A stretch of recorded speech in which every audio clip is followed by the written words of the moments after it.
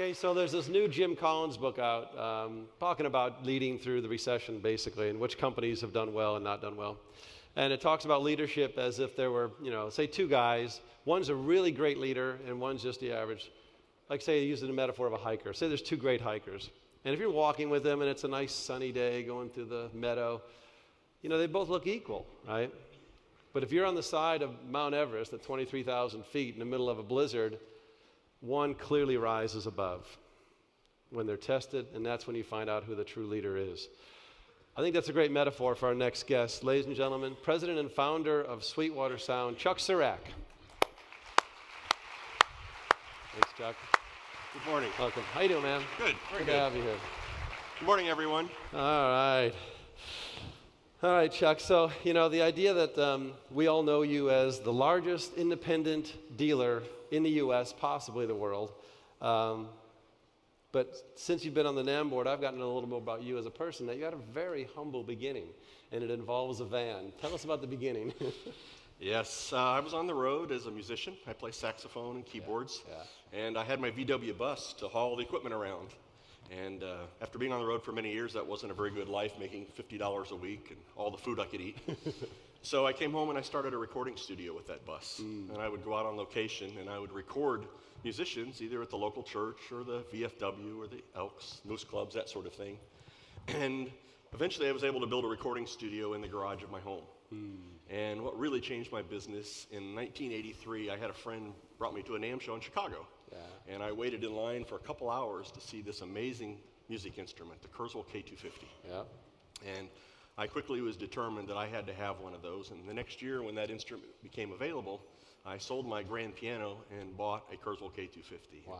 For a small recording studio, it was a big investment, but it absolutely just changed the way my recording studio worked, because at the end of every session, I could offer the customer, would you like to hear your music with a 45-piece string section or a 50-voice choir? I was able to book additional studio time by having that instrument. And that was your business, doing the recording studio? That was it. So how did that segue with those customers into the next phase? I mean, you talked about creating sounds for the K250. Well, I've always been a technical person and pretty much self-taught in everything, but being a recording engineer, I was always making my own sounds for it, and I eventually learned how to reverse engineer the Kurzweil and figured out how to get those sounds onto integrated circuits or IC chips. And so I made my own sound blocks. What year was this, by the way? 1984 and 85. Okay, that was quite early on in that era of reverse engineering synthesizers. I just always was a technical guy. Eventually then, I, with a friend, wrote an editor librarian. At the time, there was a product from Opcode where they were doing editor librarians for most of the programs, or most of the synthesizers. But the Kurzweil had such a small install base, I talked to the people at Opcode, and they promised that they would never build an editor librarian. I thought, okay, well, I'll do one myself. And next thing you know, I'm making all these sounds. I have all kinds of extra options for the Kurzweil. And I started reaching out to other Kurzweil owners, which happened to be either other recording studios or famous musicians, like Stevie Wonder and Kenny Rogers and Dolly Parton, all those artists. So you offered them the sounds you created? Actually, I was hoping to get their sounds, but I found out they weren't so technical. They were more musicians, but they wanted my sounds. And then they started using my sounds on their albums, giving me album credit, that sort of thing.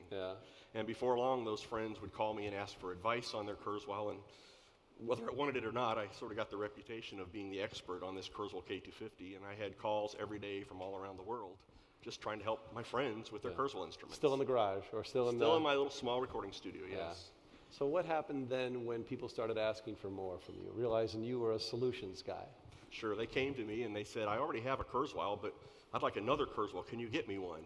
And I said, no, I can just help you with sounds. And I kept hearing that over and over, but I'm using one out live, but I want one for my practice room, or I want one for my lake home. And before long, I had hooked up with the Kurzweil rep, and I eventually became a Kurzweil dealer, and just helping my friends out, helping them buy their second, third, fourth, or in Kenny Rogers' case, he had about 16 Kurzweil K250s he had for a while.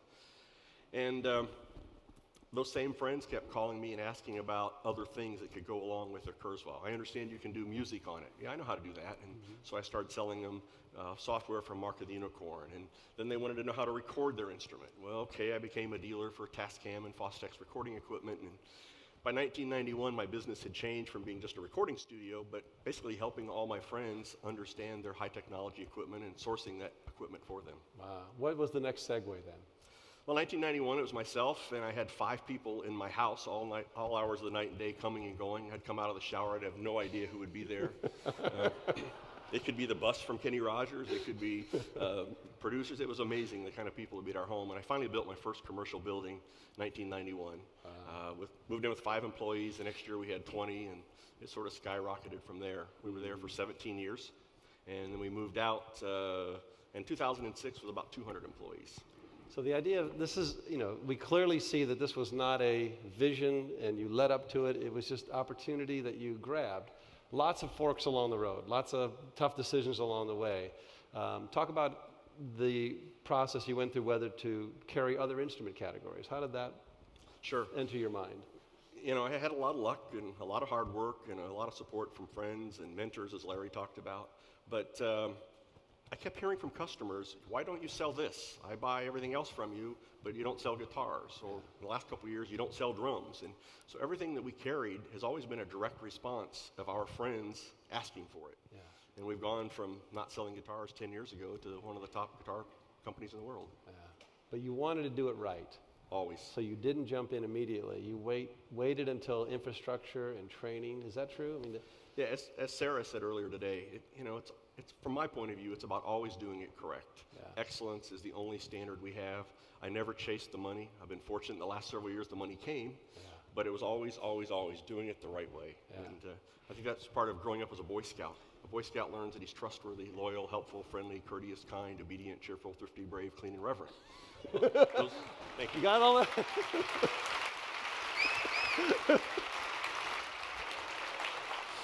And those are principles that I use personally and professionally, and they've just worked really well for our company. But excellence is always the only way to do it. There's a code of customer service. And customer service is used I bet you every dealer would say, hey, every company would say, we have great customer service. What does it mean at Sweetwater? It means always, always, always doing the right thing.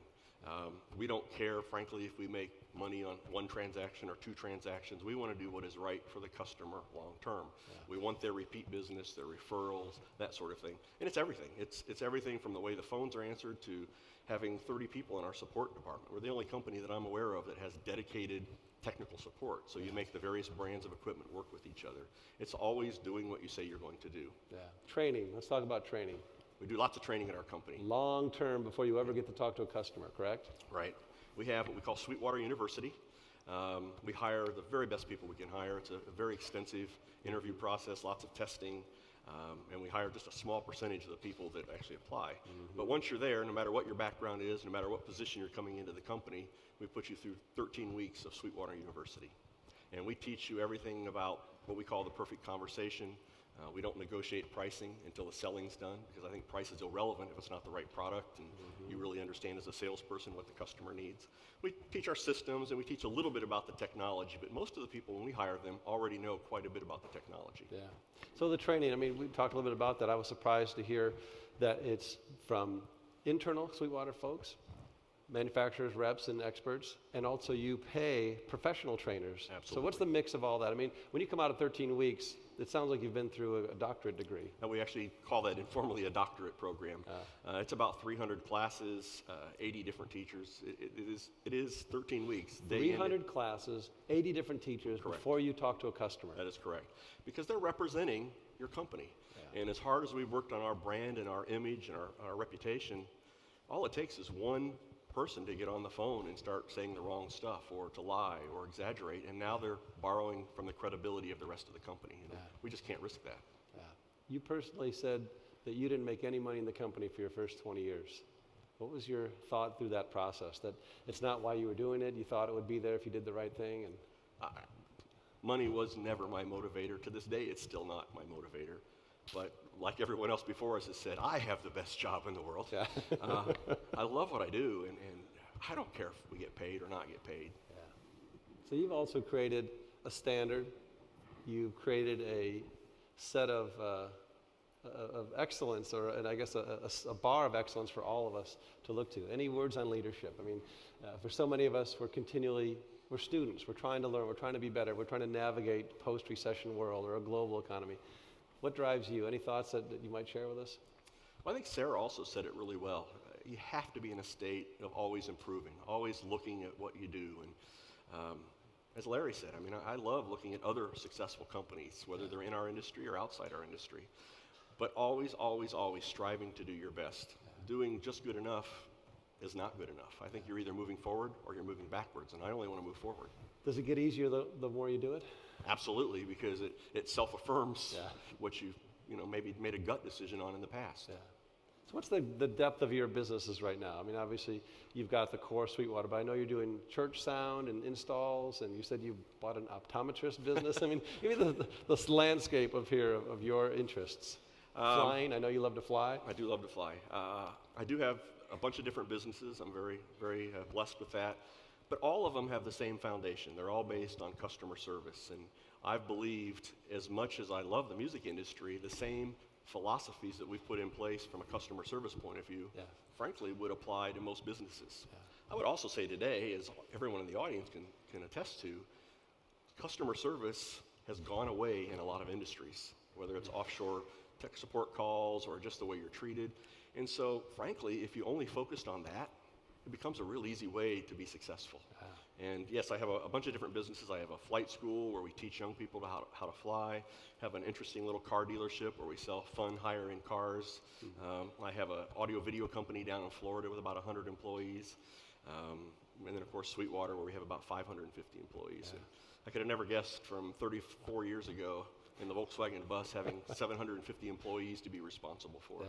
And you continue to be a humble friend to all of us. Thank you very much, Chuck. Really appreciate it. Thank you. Great job. Thank you. Thank you, everybody.